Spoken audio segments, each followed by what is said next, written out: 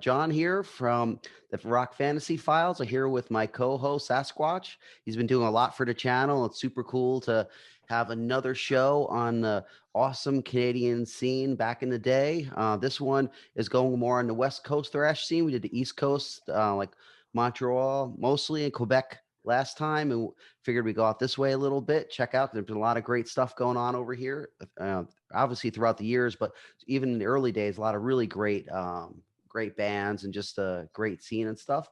So yeah, I guess we'll just like introduce our our panel so far, or not so far, whatever. Anyway, we have Ray Prizmic from Witch's Hammer. We have Jed from Armoros, and other bands you might know him from, but it's Armoros. So then we have Maurice Williams from Disciples of Power, another great band from out there, and we have Shawn Pitts, is it, from Carrion. And thank you guys for coming. We totally appreciate it. Yeah, I mean, for myself, I just want to start by saying that, I mean, just a lot of really great stuff came out of the West Coast of Canada. I mean, for me was Armoros. I mean, that early stuff, I remember getting demos back in the day, and even had the unreleased album, which was just for me, it was such a shame that never got released. And I guess just to start things off, I want to know what happened with that. Why is that? I don't think it ever got released. If it did, maybe it's a bootleg, but I don't. What's the deal with it? It's the bottom line. Well, I mean, it sounds so killer. The album, yeah, I was listening to it. we were pretty proud of it at that time. We were still kids and stuff, but we signed with a label called Everrat, and they were in Seattle, and it was a really dirt company. I mean, there wasn't much there, but we recorded it. We've fulfilled our obligations and sent the tapes off, and then there was just silence. Oh, wow. And again, it's fuzzy, and I don't remember exactly how it went, but it ended up, one day they just sent our tapes back to us, our masters, our 2-inch, right? And we're like, what the fuck? Did you guys pay for the recording yourself? Yeah. Oh, okay. Yeah. Okay. Yeah, we did. Well, we paid for half of it ourselves, and the other half was some money we won from a battle of the bands thing or something. And Shawn Pitts will remember that because Carrion played that thing too. We came in like second. We figured it was rigged, but here we go. But we used next time. we used that money to help pay for recording, and then we chipped the rest of it ourselves. But yeah, the tapes were sent back to us, and we never really knew what happened. And eventually, we'd found out the label just had gone bankrupt and just closed up shop, and that was it. And I guess other artists got their stuff sent back to them too. So I think we tried a few things. We did have a lawyer at the time, or 2 lawyers, and they tried to look in, and nothing happened. So fast forward, gosh, I don't know, to like 4 years ago, and a company called, God, now I can't remember what they're called, but a company out of Germany contacted us, and they're like, they specialize in speed metal and old school stuff. And they're like, we like your band, and we'd like to redo your Pieces record. The name of the record was Pieces. And so I had gotten the masters from my friend. We digitized them. We had to bake them, and we managed to save everything, which was great. Did a quick couple fixes on it, and then sent it off to him, just pretty much as it was.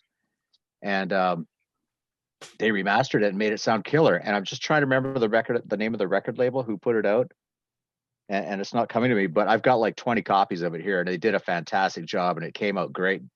Whoever wants one can have one, because I got way too many. Is that the version that's on YouTube now with the black cover? Is it, or? Yeah, they did it exactly how we wanted it back then. It was supposed to be black with like an embossed silver logo on the front.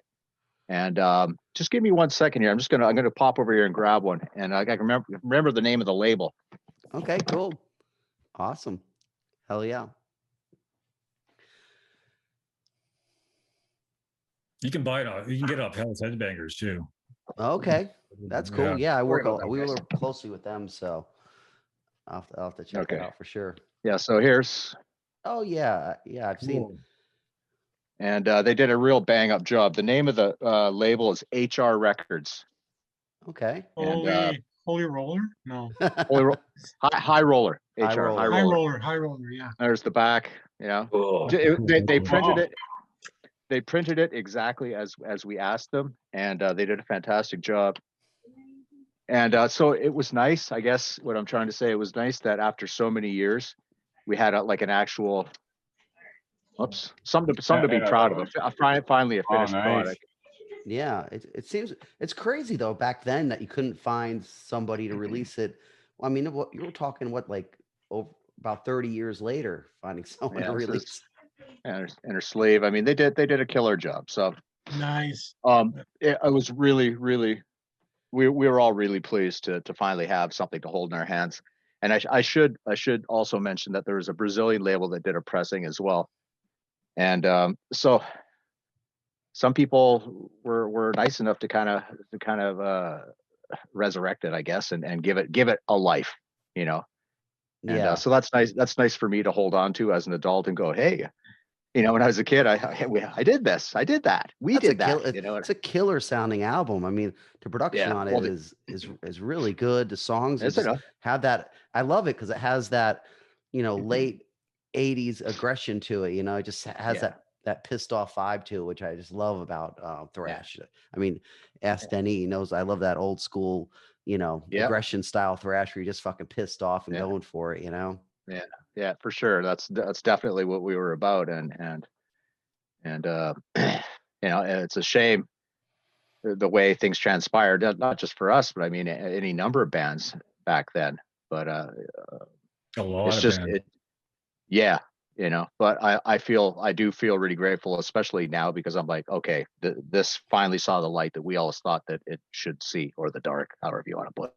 Well, now that we're talking about that with bands, it makes me think about, I mean, was there a problem with the West Coast, like thrash and speed metal bands at that time, maybe not getting as much notoriety as some of the ones that were more in Ontario or the Quebec area? Because there was a lot of great bands out your way, but we were isolated. Location, that was the first thing that came to mind. Obviously, East Coast were more famous, more well known for sure. But you couldn't get into a van and go do 20 or 30 dates and get your name out there. You were stuck because of the border or the mountains. Yeah, the mountains. Like the closest big city was Calgary. So you couldn't be like in Toronto or even say Buffalo, just get into a van, go do 60 shows, heading south or whatever type thing. So you were really isolated and you could only play locally, really. That's why Edmonton. That's what I wanted to bring up. Okay. Because I moved in the Vancouver area like 20 years ago, but like back in the 80s, every time we played with bands from Vancouver was like bands like House of Commons, Dayglow Abortions, Beyond Possession from Calgary, right? Yeah, they were good. Great bands. So, like, I remember all those bands. I was under the impression that out west is more like a hardcore punk kind of vibe, right? And it took me years to realize that, sometime when I moved to Vancouver and I started to do interviews for Aggression, people were asking me about like, hey, what about Witch's Hammer? And what about like Armoros? What about Carrion and all these men? I'm like, what the fuck is this, right? So then I started to I'm like, wow, where were these guys in the 80s? I would have hung out with all of them, and we could have made a connection somewhere and meet in Manitoba or somewhere. But that's what they're saying. Like there was I think lack of exposure, and big time. A lot of the focus was on, even for us, like in Quebec and stuff. Like, of course, we had Voivod and they were doing their things, but I think that we were too young to be great at using like fanzine and understanding the concept on how to make publicity for our band. We just go to a jam space, write a bunch of songs, and then you record it, and then but we were not great at contacting fanzines and saying like, hey, here's our shit. But like, I had no idea until way later that this was going on. And that's why when I was thinking about tonight's show, like, of course I talked in the past with all of you guys and like, I want to know about like the North Delta thing and the East Van thing, and like, and even for Mo, like in like there was like a Medicine Hat like slash like Alberta like thing going on all at the same Edmonton time. for me. Yeah, Edmonton for you. Yeah, like Hart started the Disciples of Power in Medicine Hat, and then the lineup changed. Like he came to Edmonton, and then the lineup changed like pretty quickly into with me and a couple of Chris Dean and then Chris. So where did it start at for you guys? Like, how did all these band came about? Like, was there like someone that started it, or like is that like? I think a lot of us were playing in school. We were playing in bands in school. That's how it started. Like me and Marco, Mike Moran, we all just started school. We all were in like rock bands, and then just got heavier and heavier and heavier. And that's how it all started. Because we were as a group of us that would jam together a lot. And that's basically how the bands all started for us. And then you guys had the connection with Armoros just because being from Victoria, I guess you guys started to do shows, and then Jed, you guys would come over. But there was no other metal bands. I mean, the first time I saw Armoros, I'm like, holy fuck, where did these guys come from? Like, you have to remember too that Armoros, we not only were we isolated in British Columbia, we were also on Vancouver Island. So you have to add a ferry trip just to get to Vancouver. So I mean, it sucked, and it was really prohibitive to a bunch of young kids who had to rely on our crazy ass drummers, crazier ass dad's truck to get us over to Vancouver. And you got to pay for the ferry. You got no fucking money, and so we're all hiding under blankets in the back of the pickup truck. Just one please on the ferry. There's 5 of us in the back, like smoking dope and trying to fucking hide under the blankets. But it was really, really prohibitive just even to get over to Vancouver to play a show for us. So like we already touched on, me and Ray, it's location, man. We were fucking isolated. Totally. And so we just inbred, and we all came together with the Vancouver bands, and this thing happened. We started influencing each other. Witch's Hammer has always been my favorite. They scared the hell out of me, and still do, but I love them because they were so fucking aggressive. And that was, we just started, coalescing, Like our first gig was with like Verbal Abuse and Unnatural Sound. Like nobody would put us on a metal show, so we had to play punk shows. Yeah, and that's where we got our aggression from, and that's where you got your aggro. Yeah. And after a while, Armors came along and so on and so forth, and there was a scene, but there was no scene. Yeah. There was no scene. We just started it. Yeah, most of the shows you did, you're with punk bands. Exactly, all the lineup was punk bands, right? Yeah. It was a good mix. 7 shows, it was like that. Yeah. And even in Victoria, we were playing with bands like, I have to look at my list here because I'm so fucking old, but Mission of Christ and fucking Dayglow. So, and those are some of the best shows we ever. Sure. Yeah, they were around for a long time. Yeah, and they still are. Those are some of the best shows we ever played. And it was fun, but that's what you had to do to fucking play a show. I think it was just aggressive what's that music. North Delta thing we're hearing about? Like, when I talk to Marco and I talk to some of the people they talk about the North Delta group of guys that got Venom, Welcome to Hell, and like got like those, first Sodom and Battery records, and then trying to make bands out of that. Like, is it like only Marco, or? It was a whole group of us, right? Yeah.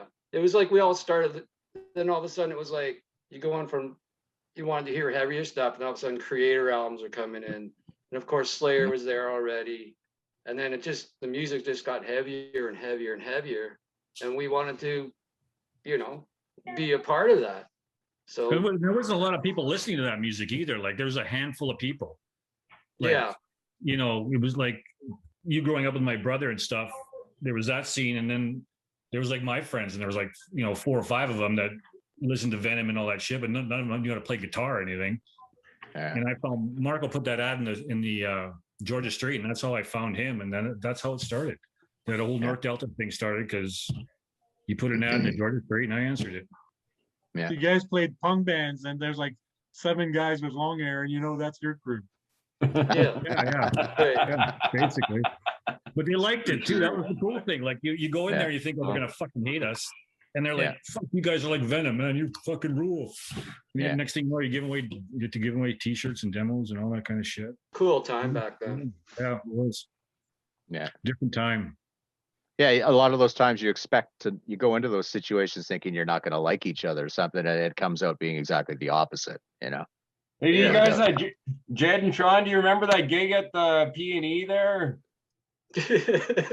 That's Hey Mo, that's the gig I was referring to when we won our money for the Armoros record. Yeah.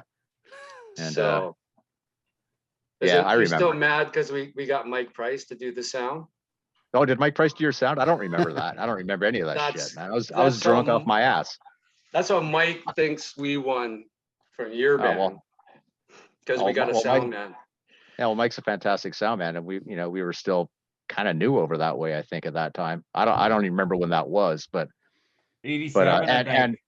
And to our detriment, we were all fucking, drunk kids and didn't really bring our A or B or sometimes even C game to the gigs because we were fucking, let's party first and play later. Yeah. That was a cool show though. That was a really cool.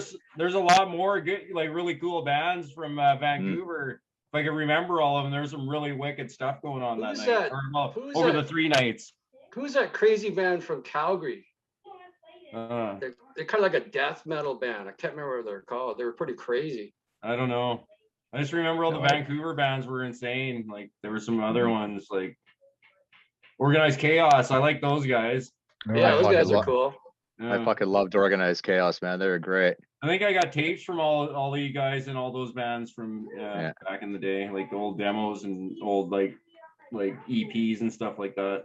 I don't think there's many full lengths, but there's some. Yeah, but yeah. Death Sentence. Yeah. Death Sentence. They're good. Another show with Death Sentence. Another show with Death Sentence. How many shows you do with Death Sentence, Ray? Several. Probably half a dozen. Yeah. For about a year, it was the thing to go see in that club area. Fucking Descent from Witch's Hammer. Mm-hmm. It was always be a good show. Mm-hmm. Yeah, Club Soda was a good time back then too. And the Waterfront clubs. Bard's Club. Bard's Club. Yeah. Seymour. Was there a main club you guys had that, or was it just like sporadic stuff that like punk clubs and stuff like that where you guys? We had to put our own shows on. Yeah, Kennedy Hall shows. Yeah, those are awesome, man. Those are awesome. Yeah. It was hard, I think, getting there was a regular sort of stable of clubs that everybody played at, but I think like the hall shows and putting on the larger kind of shows that's kind of where it all happened. Yeah. That's the way we did in Victoria too. You're lucky to get in some shitty bar to open for fucking, Anvil or whatever. Kickaxe. Kickaxe. Oh, I forgot about Kickaxe. On the Road to Rock, or was it? Fire it up somewhere. Smiling Buddha. There's some good shows there if I remember correctly. Oh yeah. Yikes. He's so. But yeah, there's a lot. They walk right by the stage, go in the back room, and point at me. You're going to buy cocaine, aren't you? Yeah. They're all like, what's me? No. They sit and watch you for a couple of seconds, and they kind of slowly wander off. They go to snort a rail off a dirty ass fucking toilet top. Yeah. There's a lot of scuzzy clubs there, man. So that's cool. We played in the same hall with Jimi Hendrix. Shawn, why don't you tell us about Carrion, all that started, and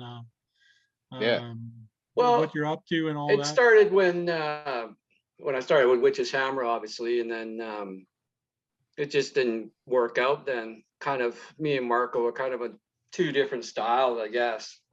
And then the thing is weird is like even then, like Marco and I were like super young, Because you're like 16. Yeah, we didn't really know what the fuck we were doing, but we knew that we wanted to write something heavy. So it was basically like trying to put a band together, trying to find a drummer that does double kick. Like your brother used to do. It was like No. so impossible. The guy we found, Chris, he actually phoned me and I said, let me hear how good you are on the phone. And this guy just blasted it. And I said, you're fucking hired. And he was in Carrion from the Awesome. beginning. He was a good just drummer. blasted it, man. Yeah, Chris And rocked, then, man, for sure. Then the rest was through the fucking buy and sell. I found Crazy Lauren. He showed up. I could hear his car 4 miles away coming down the road. And, I remember him as the bass player. Yeah, More Crazy and he Lauren. spit blood and Yeah. And then Mr. Cusile.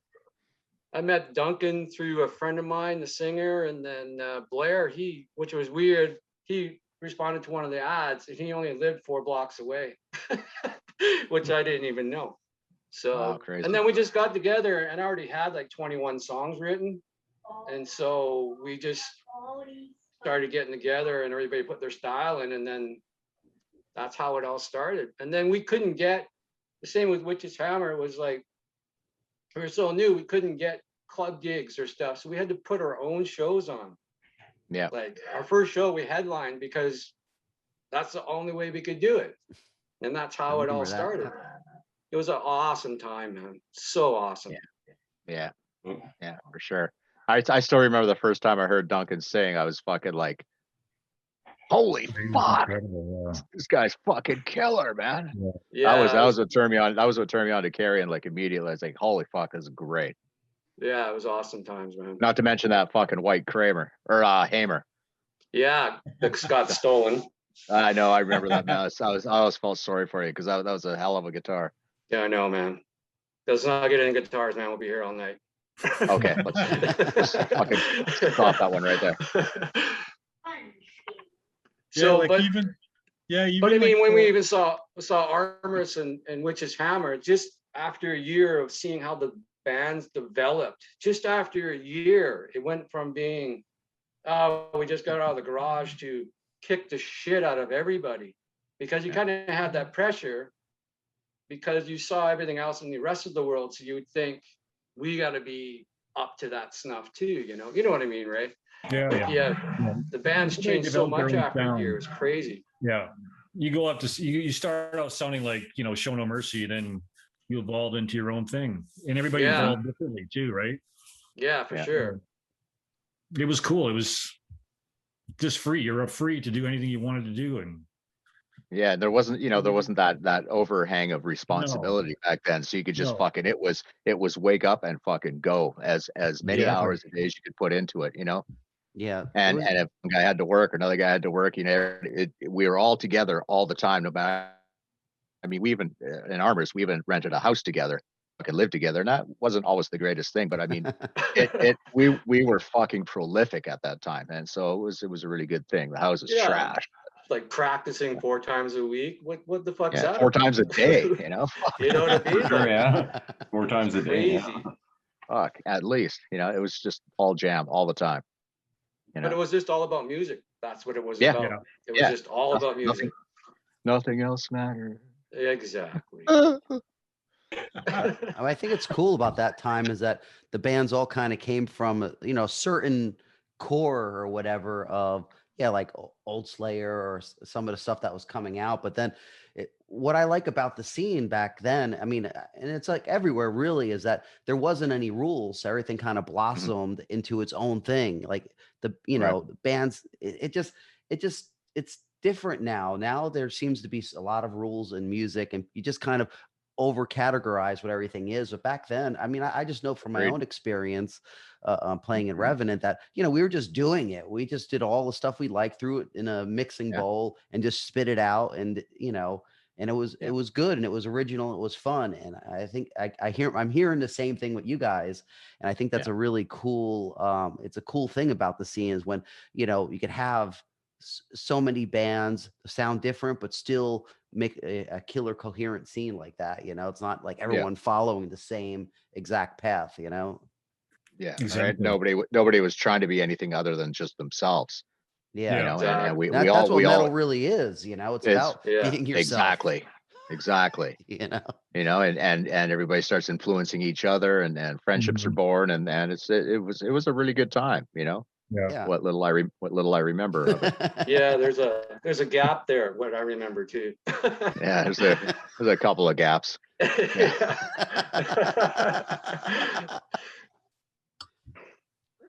Oh shit, man, fuck. Why don't we talk about, let's talk about, I don't know why I'm like dictating who's talking next, but I'm just going to do it anyway. It's cool. You got this. Yeah, man, fucking run with it. Why don't we go with Ray and talk about Witch's Hammer, which I'm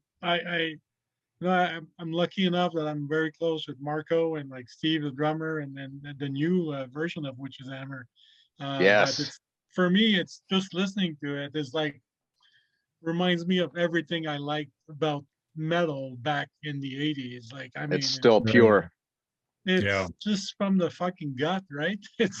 And it's there's like, like John just said, like there's just no rule about, you're just fucking like, let's destroy eardrums. That's pretty much a concept. Let's go out and kill some posers. So Ray, why don't you talk about Witch's Hammer, how it started and all that? Oh, like I said before, it basically started when Marco put that ad. I think it was in the Georgia Strait, and he goes looking to start a band. This sounds like Ben and Motorhead and Slayer, and I think I was the only one that answered it. So I phoned him up, and I figured he was an adult, but he wasn't. He was 16, and I was like 21, 22. So this kid comes over to my house, and I offer him a beer. It's 11 o'clock in the morning. He says, no, thanks.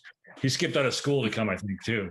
Anyway, That's awesome. And I go, he goes, do you know a drummer? I go, yeah, my brother's a drummer. And he brought Al. What was Al's last name, Shawn? Cotter, yeah, right. So Al Goddard, yeah, man. Yeah.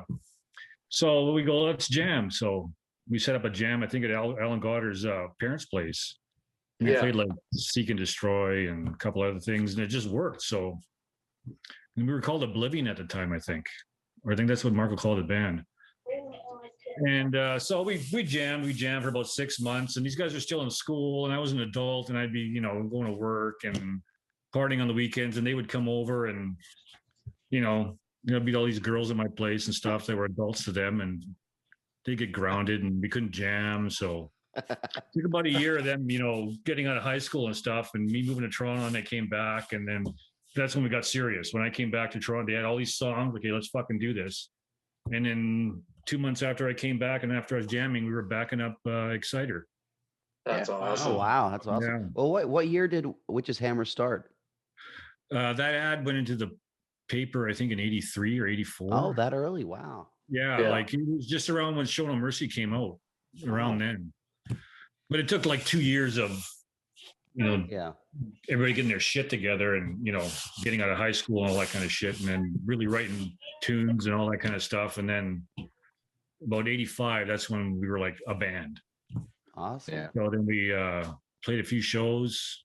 Play with Exciter. That's amazing. Yeah, we played Exciter and Metal Church. That was our first show. Oh, Wow, that's awesome. Yeah. I still remember the flyers from that show, man. It was fucking. Yeah. I wish I could have been there. It was so cool. Right? There was Exciter, Exodus, and Sacred Blade, another fucking great band. Awesome. That predated us. They were like that was the first band I saw. I go, wow, that's something different, something cool. That wasn't like your Dio sort of Vikings and Dragons metal type shit, right? So that was the first night, and then we played the second night with Metal Church. And after that, we just started playing punk shows because that's all there was. That was our first show was our only metal show, and then it just started taking off after that. We did the demo, and we did lots of shows, lots of crazy shows, and more demos, and then we did the EP. Yeah.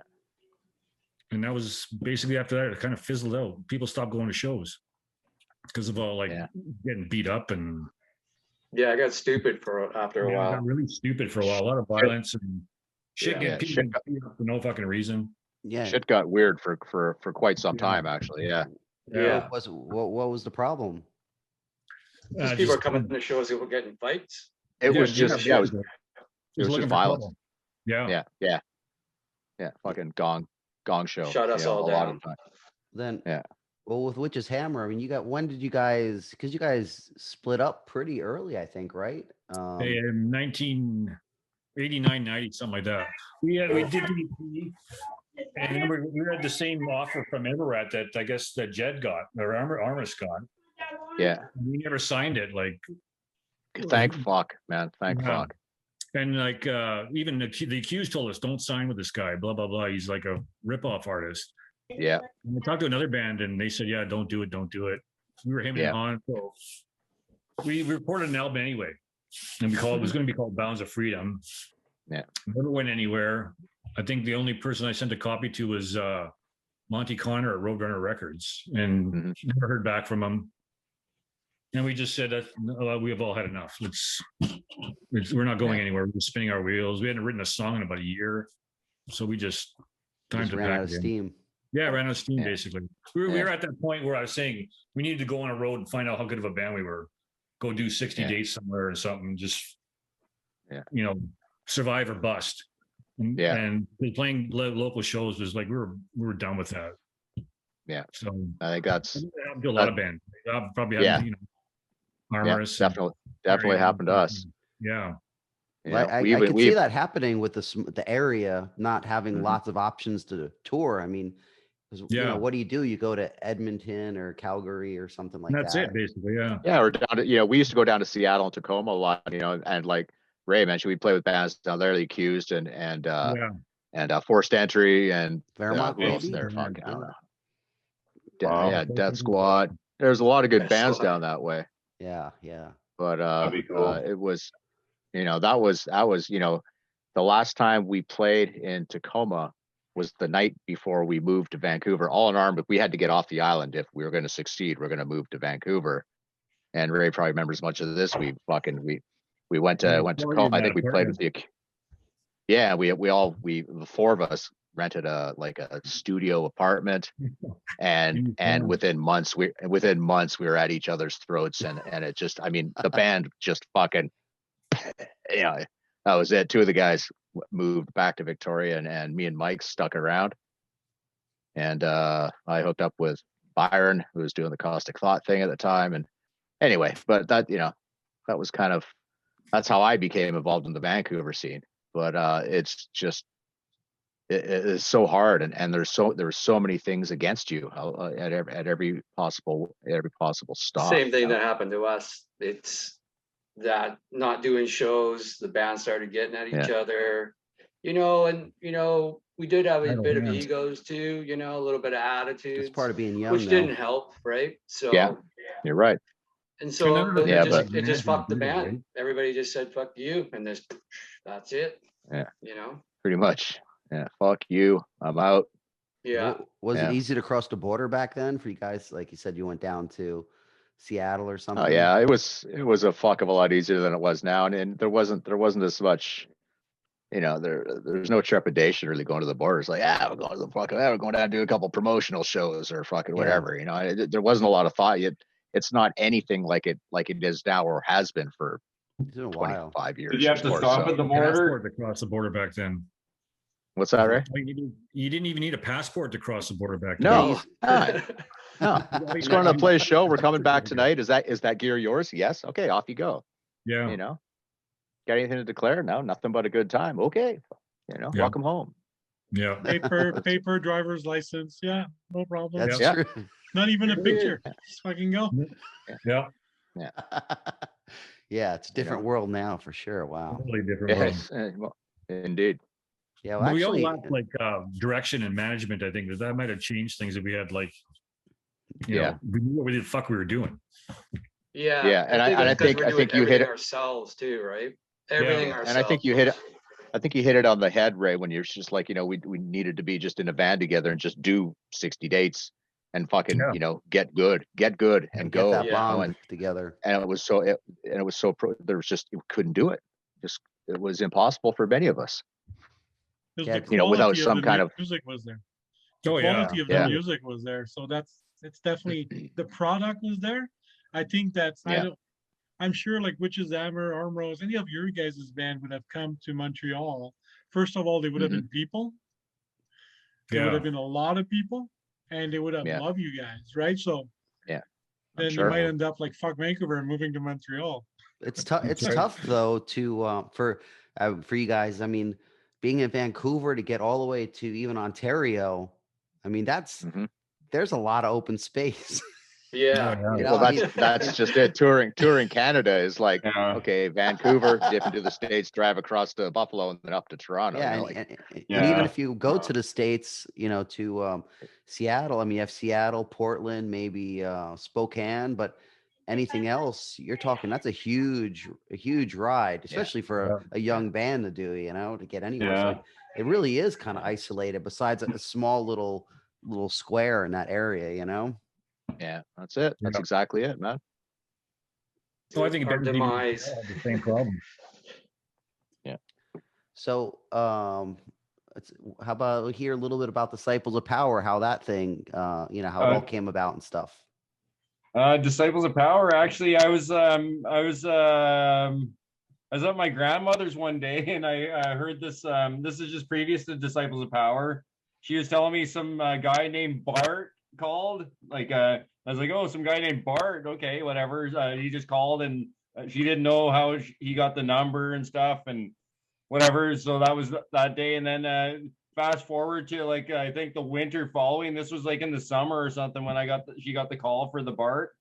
And then in the winter, me and a friend were walking down in Edmonton through the rat hole. It's like an underpass on 109th Street, and we were walking down there. We were going to go to the 7-Eleven and catch a bus home or whatever. And then we decided to stop by Studio City, which is like a jam space that we jammed at before when we were younger. We all went in and rented like a jam space for a while, like for a month, and jammed in there previous to Disciples of Power or any band, just some kids. We were jamming, and anyway, we walked past there and I heard this heavy music playing, and I was like, whoa, what's this? And it was like really like thick snow everywhere, and we were like trudging we knocked on the door, and then some dude from the band next door, a cover band, he answered the door. And I was like, oh, is that your band? He's like, no, it's some band, Disciples of Power or whatever. And I went and checked it out, and, you know, knocked on the door. I met Hart that night, and then I was like, oh yeah, I just heard you outside or whatever. And then he was like, oh yeah, we introduced each other. He's like, oh, I think I left you a message or whatever. Like I called you or whatever. Right. So it was like a weird coincidence that we even ended up, you know, ended up like jamming, like, or meeting or whatever. It seemed like a weird coincidence, like how like I got that call like a few months before, and then all of a sudden I go over there in the wintertime, we're just passing by, and decided from the sound like to see who this band was, because it sounded like really technical, and I was into Destruction at the time, and I was like, wow, like I never played in a band before, like professionally at all, like, you know, it was all like just kind of jamming with friends and stuff like that, you know. What year was that about? Pardon me? What year was that about? This was 1987. Okay. Awesome. I was still 16. I turned 17 just a little after that, and when I joined the band. So awesome. Yeah, just turned 17. And then but there was a couple demos before Power Trap actually like, you know, transpired, like. And that was the scene in Edmonton. Like, was there similar to Vancouver, like playing with punk bands, or? Yeah, we played with bands like back then. Yeah, it was like just local punk bands. But we played Witch's Hammer. I remember that was a notable gig that they came down to Edmonton, and we played with them, and it was like a crazy party afterwards, and like, you know, it's pretty cool. Like, I don't remember like hardly anything, but it was like I just remember it was a good night. And then we were like, I remember we went back to our. That means it was a good time. Place. I remember our house, so like, you know, all hanging out and at the place, and I don't remember all the events that transpired, but I remember always like after gigs we'd end up at our place, and like, you know, with whatever bands, like the Dayglows, we met those guys back then in '87, and Witch's Hammer, and yeah, it was pretty cool. It was, and some local punk kind of crossover bands, like, you know, I guess DRI influence kind of music or whatever. I don't know. We played with bands like that, and that was about it. We were the only like metal technical band around actually in Edmonton at the time. Maurice, do you remember 0 Hour? Oh yeah, from Calgary. Yeah, we played with them. Yeah, that was one of our first gigs, I think. Yeah. They were a good band. Yeah. I remember playing with them in Edmonton at the Bonnie Doon Hall. It might have been, was that the same show we played with you guys? I can't remember. I think so, yeah. And then we went to Calgary like the next night, I think, and we played there at the National, which was like quite the weird. Yeah, the National. Like a country bar. Yes. Yeah, where the found a bologna sandwich like petrified under the mattress when we stayed there. So who ate it? I don't know. Eat that, somebody you die, man. They'll be in the obituaries for sure. Yeah, it's like danger. Somebody ate it. Yeah, maybe. Yeah. Hey Jed, you remember doing that New York theater show and all you guys came back to my parents' place? We all hid down in the basement. Was it I think I vaguely do. I remember. Yeah. I remember the New York theater show. Not much to show. I just remember that event. I do remember being at your parents' place too. Long time ago. There's large gaps happening here. And I'm just like, that was the first all thrash metal show in Vancouver. Was it? Yeah. So you're talking about the one with that cool poster, that yellow? Yeah. That's actually the first all thrash show in Vancouver. Yeah. That was a great venue to play at. That was a fucking killer venue. Yeah, it was awesome. Good sound. Yeah. Later years, when I first started jamming with Dev, that's where we were rehearsing at the New York Theater, which is kind of cool. But there's one funny anecdote to that is, I don't know which band it was. It was like Noisescapes or something. It was before any of that other shit. And he had this drummer who had this like custom made AOT kit. It was really fucking nice. And we'd practice on the stage. The New York Theater, for you guys that don't know, it's a big fucking theater in Vancouver, and it was Metallica and stuff played there back then. It was a nice place. Anyway, so we were rehearsing. We had to pack up our stuff and carry it down the stairs. And I was carrying the drums, a couple of the drums, and I fucking dropped them down the stairs. Oops. Yeah, well, and it just made the most comical sounds you can think of. Two small Toms fucking doinking down the stairs and seeing, I think his name was Greg, and he's just standing there like fucking white as a sheet. That's all I got. Anyways, that's the New York Theater reminded me of that anyway. But that was a fucking great gig. That all metal show. It was fucking packed and ripping. Yeah. People were actually fucking, and not doing this, they're doing this instead, or doing that. I love seeing that fucking rules. Hell yeah, for sure. Good times. So what? Sorry. Should we go around the room and talk about what people are doing now? That's exactly what I was getting at. So yeah, I'd like to for sure. Awesome. Do that. Who wants to go first? Can we go? Let's go with Ray first. That's who's first on my my Brady Bunch Square thing. What are we doing? What do I do now? Yeah, just like, what are you doing now? I know you guys have a new release out, right? A full length. Yeah, came out last year. Yeah, in April, just before COVID hit. Damnation is my salvation. Sounded pretty good, man. Heard it. Yeah, and it's not bad, eh? Yeah, it's pretty good. Yeah. It's kind of like your old style, but kind of newer. You know what I mean? Yeah. It's cool. A few more death metal beats or whatever, but yeah, it's cool. Yeah, it's cool, man. Yeah, we're working on a new one right now. They're recording guitar tracks right now, so yeah. I know you guys played. Didn't you play at one of those Covenant Fest or whatever it was? Yeah, we played in Germany 2 years ago. Yeah, she's been doing like sporadic shows here and there.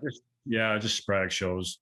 Nobody's got time to tour or anything like that, so people ask us to play, we'll play, but we're not looking for it. So yeah, that's still cool. That's cool. Yeah, we played with you guys too at Covenant Fest. Yeah, that was what, 2 years ago, 3 years ago, something like that. It'll be 3 years ago. Yeah. Yeah. Then we played not the festival. I think I'm in Germany. What the hell was it called? NWN Festival. Okay. Yeah. Nuclear War. Yeah, Nuclear War now. Yeah. Yeah, we played one of those too. Might have played that one with you guys too. That was about 3 or 4 years ago. No, we played 2 years ago. Okay. We didn't after we played with you at Covenant Fest. Was that a year later after that? Yeah. Who headlined our Sabat headlined our night? Oh, I think it okay. was. Yeah.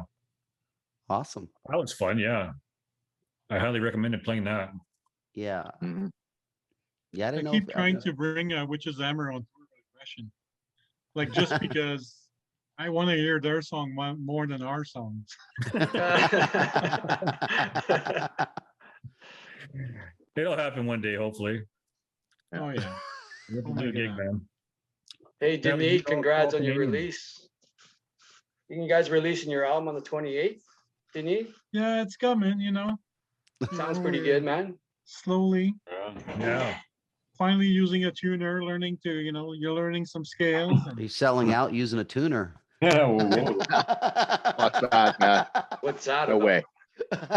Tempo track tuner. Fuck that shit, man. Yeah. Oh, I better hide my tuner here. Hold on. so Witch's Hammer working on your album. Yeah. And any is coming out on any label? Are you guys shopping or what? Probably same label as last one, NWN. Yeah. As far as I know, unless something's changed since we discussed it last, but I think that NWN, yeah. It's always a possibility in our world. Things can Yeah. change. Things can change. We don't communicate well. We're still very dysfunctional as we used. It's funny because we're 3 different guys in the band, but we're still dysfunctional the same way as it was in the old days. So figure that out. Yeah. It's just the atmosphere or the aura around this band called Witch's Hammer. It's the same fucking dysfunctionality. So, which is Well, cool. As a fan of the Right. band, it works for us. Like Yeah. whatever Yeah. you guys got going musically, it works. comes out Yeah. awesome. Yeah. Yeah, It sometimes works right that chemistry with it. makes great music. It's kind of crazy, Exactly, but yeah. It's, And it's it's true. funny how you You have know. different people in the band and it's still that same chemistry and still that same sound. Yeah. It's just probably got a lot to do with Marco and his writing style and all that, but you still got that same Yeah. energy that did 30 years ago. Yeah. know Let's what I not mean? forget about Let's not forget about blasphemy and Tyrant's Yeah, blood. Blasphemy. You know what I mean? Oh, yeah, there you go. Yeah, yeah, You of know, course. so Marco has certainly contributed in massive ways, as totally. to this whole thing. Mm-hmm. Yeah. Very much so. Evil oozes out of his fingers. Yeah, Yeah. that guy's got some fast fingers. Yeah. Yeah, Blasphemy was a pretty big band. That demo they put out, I can't remember what it's called offhand on the spot, but I remember listening to that demo and I was just like, holy crap. It was just so pissed, so dark. It was just, it was its own thing. I didn't hear Vicious. Yeah, it was really, really great for sure. And Right. Who's next? okay. Maurice is next.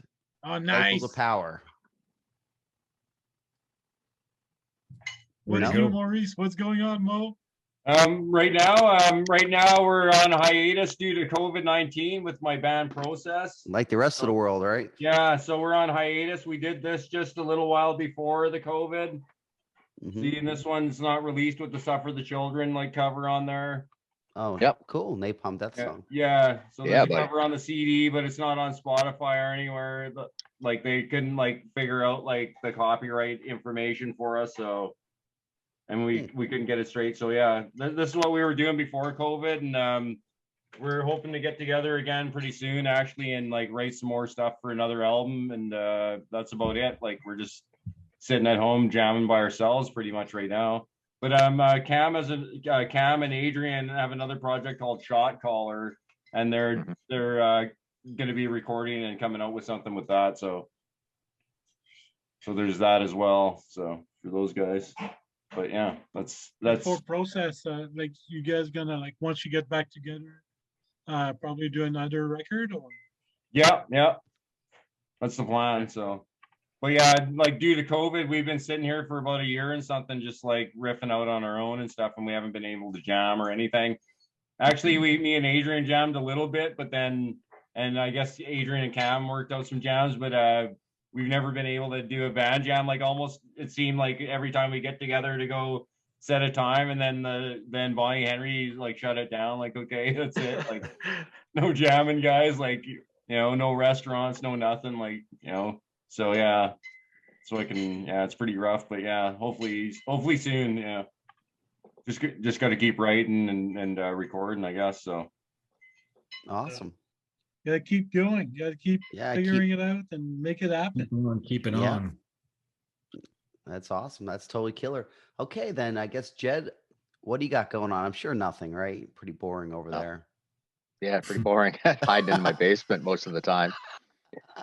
I still do that Zimmer's whole band. We'll probably never break up because it's kind of like Ray says. We function together so well that we're just never going to break up. So that's what we've been working on right now. Ash Pearson, he plays Revocation. He's our drummer now, and he's in the studio just yesterday recording some demo tracks for Zimmer's Hole, and I got to fire up the studio here and do some guitar and stuff. So, but we're not really rushing towards any particular goal. We're just writing new music, and we're generally like 10 years between records. So it's been 15 years now. So that it hasn't been that long. But hopefully not that long.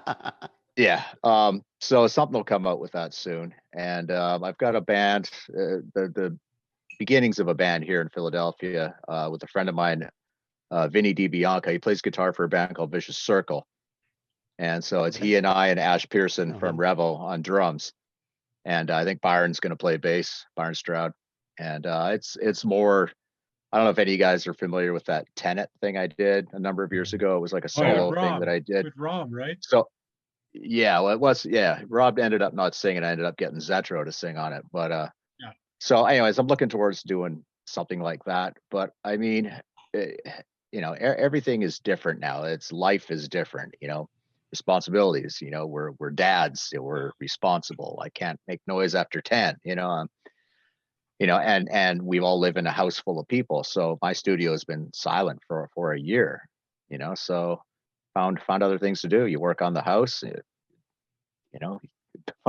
take in stray cats and all of a sudden you have a house full of cats, and, things happen, but the music will come when it comes. And, I'd like to get myself back into a working outfit again. I'd say, when I hooked up with Jordison back in 2013, I think those subsequent years were probably a mistake because I went in a direction that wasn't really me, playing 8-string guitars and shit. What the fuck is that, man?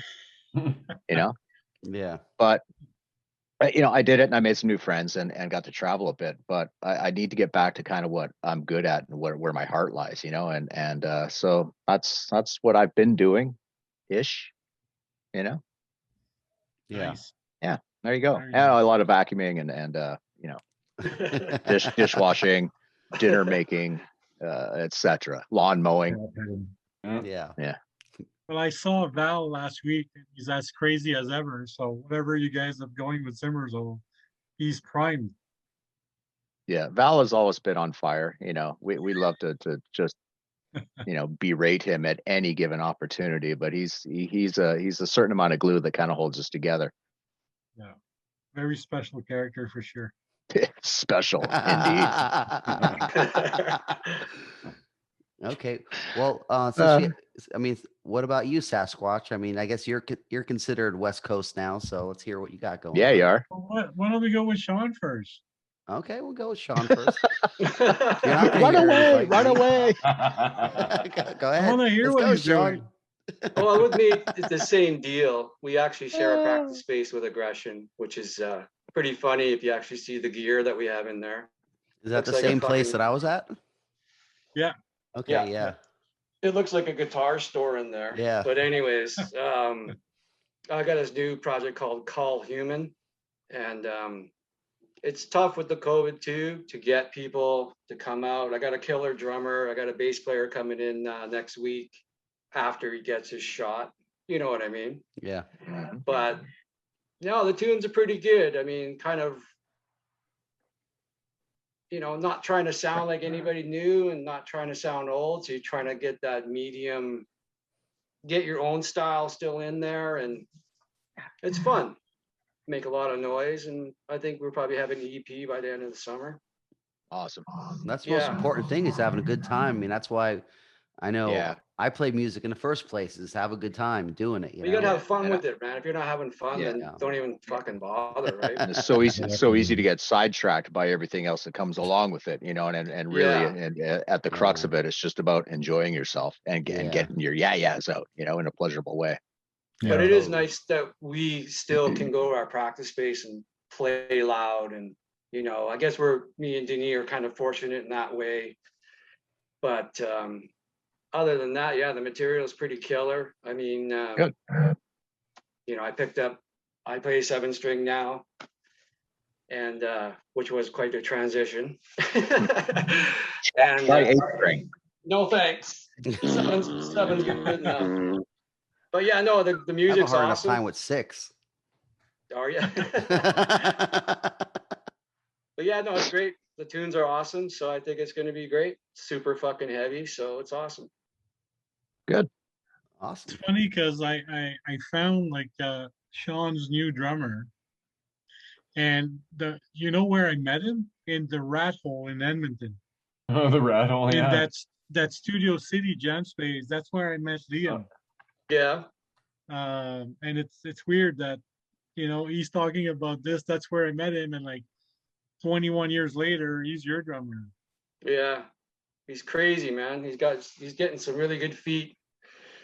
Every practice, I'm like, what the hell was that? And that's what I like, though, right? Is that Liam Morgan? Yeah. Oh, cool. Yeah. He's a great guy. So, Denis, what's going on with you? Well, aside from like coaching hockey and like taking care of like too many family members, I'm kind of stuck like Jed, where like I'm like super dad from like 6 a.m. till till 6 p.m. and then I try to be a metalhead after that. But that's bedtime. Yeah, exactly. No, we keep working at it. Like, you know, I'm gonna be 55, and for me, like, music is just it's never gonna stop. Like, it doesn't matter if I'll be 55 or 72. Like, I'll fucking play till I die. It's a way of life. So we keep doing it. And you know what? As I got older, not only I want aggression to be able to go out there and do shows and tours and all that, and meet people, but I want to also take the time to promote other bands, and you know, like, I think when I grew up, like, there was a lot of rivalry in Montreal anyway, like, you know, like, who's gonna get that chick and who's gonna get that gig. So I think I want to change that and be like, hey, you know, if we can get that tour, let's offer it to someone I know. If we cannot get that record deal, let's talk about another band to a label and just promote metal. Like, you know, like, all our kids listen to weird shit. Like, you know, like, if my kid put like Deep Purple or Uriah Heep on, I'm so happy, like, I almost cry. But sometimes they listen to rap and weird shit, and it's their life, right? So aggression keeps going, and we're not going to stop. But what's important for us as well is, you know, is promoting metal, and that's why I take part of these rock fantasy files. And you know, you go on tour, and like a lot of you guys know, even Jed, even more. Like, imagine how much friends you make on the road, being like in like backstage in Bulgaria, some fucking God forbidden place, but you know, making a friendship that will last forever. So I know I'm like kind of like sounding like fucking philosophical or whatever, but I still like to like cross-check people in the face when I play hockey. But at the same time, it's important to like back each other's up. And you know, like I said, I'd love to go, which is Armoros. I love to imagine the package with these 5 fucking bands right now and go and do like some gigs. Imagine if the world had to tape trade again. Wow, that would be so fucking awesome. That would be so fucking awesome. That was cool. Yeah, those were the best days. Band out there was the tape tapes. Yeah, tape trading's okay as long as you don't do it too fast. Whoa, what?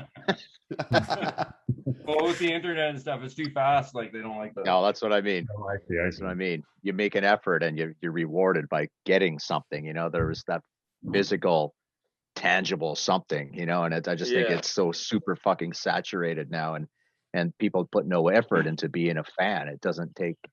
I just don't think there's that connection. And that's the old guy. That's the old guy talking. But I really believe that. Hey, when I got a Testament album, though. It's funny why vinyl makes a comeback, because you actually get something tangible in your buying a piece of vinyl and playing it and looking at all that shit. I think that's why it's made a comeback, because you actually get a piece of art and not some digital file off of YouTube, right? Yeah, right. There's nothing to hold, nothing to enjoy, and absolutely. I hope it continues. Yeah, I think it will. Yeah, it's a great thing to be able to have vinyl, in your hands. It's such a wonderful medium. It really is. It's perfect for metal, just sitting in front of your stereo with your record in front of you, looking at the record while listening to it. I mean, that's listening to it, just like going over every single detail and looking at the, I used to love those, the sleeves with all the pictures on them. And you just like, what can I see? How can I, what am I looking at? Just analyze so the great. crap out of it. I know. Yeah. Exactly. Now it's like that. You're on Spotify. Yeah. Spotify. Yeah. I remember getting Kiss Originals with the Kiss Army patch in it and stuff. Yeah, exactly. I still got that. I still got my copy. I'd be looking at it like constantly, just staring at it, like holding up the patch and like, whoa. But you can't. I mean, it's just different now. Even though you can probably look it up on the internet for some stuff, but it's not the same as holding the record and listening to it in front of your stereo as it is, or listening to it on a Spotify or something. Or the money burning a hole in your pocket to get to the record store so you can fucking buy that, and then just like shaking on the bus or walking home, like you just can't wait to fucking put it on, the whole experience. Yeah, I mean, I've told a story I think before in the channel where, I remember going to the store buying War and Pain and was it Seven Churches or something, like that, and I've listened to it and I've taken me a while to even understand what the hell's happening to it. And I just think about these days, would I give it that second chance? Like first time I heard those albums, I was like, this is just so crazy. I don't even know what to think of it. But I paid money for it. I paid like $7 or something for it. Yeah. So I listened to it again and again. And then all of a sudden, click, it like made sense. And, these are some of the best bands, for me in metal history. But I easily could have just passed something like that up because now if there's something, if I'm listening to something digital, I don't like it, just move to the next before you don't give it that time it's that forgotten. It needs to you're not letting it grow on you or understanding you forget it before you have a chance to remember it. Yes. Exactly. Exactly. Because that Rolodex of instantly available songs is like, fuck. Yeah. I mean, it's kind of like when I first heard Trouble. It's like, holy fuck, this is like, that's the first time I really heard tuning like that. You know what I mean? Like that kind of changed stuff too, right? Like that genre of all the different type of metal just changed everything. Yeah. Your group of 40 records of metal, every one of them is going to sound different, right? Not like these days. Well, the communication is so quick now. Something good gets out and it's so easy for everyone just to copy it. Back then you had to buy the record, so not everyone bought all the same records. I mean, maybe Metallica and Slayer, but when it came to other stuff, most people, you can't buy everything. Most people can't afford to buy everything as a kid, as a 15-year-old kid or 14-year-old kid. And that's good in a way because different things give you that influence. Yeah. And if you're lucky enough to have a cassette deck to make a copy for your friend or something like that, double cassette. But all those first listens are memorable, and it's just, and there was so much air banding. I mean, like I still air band like a fucking champion. I don't care, At 57, if you put on something I like, I'm fucking. It just that lives, that magic lives. I wish a couple of younger generations could appreciate that. But I mean, all of us still remember the first time we heard Hell Awaits. Do you remember that time you got that album? And you're just like, oh, this is fucking heavy, man. Like just like one of every most evil song things was good. ever. All I have to do is look, Dawn They all I have to Sleep do or is look something above like my that. head. Oh, yeah. Yeah. Yes, I remember. Yeah, that's an iconic album for me for sure. That's the one. Haunting the Chaplain, Hell Awaits, man. Yeah, that EP, I got that one too. Forget about it. Yeah, got I all Forget saw about the it. man, I saw the all of it. Haunting the Chapel tour, and they started with Eloise, but the album wasn't out yet. Yeah, Right. that's what I saw And in like, Toronto. Same thing. and I That couldn't must have been wait cool. for that. I couldn't wait for that fucking album You- to come out. Like I was outside the record store at Yeah. fucking like 9 a.m. Like, come on, open the fucking door. All right. Open the fucking door. Nice. Yeah, Nice. that's I awesome. saw that same tour in Toronto with Venom and Razor. Yeah. I never These heard are that whole- awesome. Yeah. They were awesome. I saw them in Larry's Hideaway. They were fucking nuts. Just fucking nuts.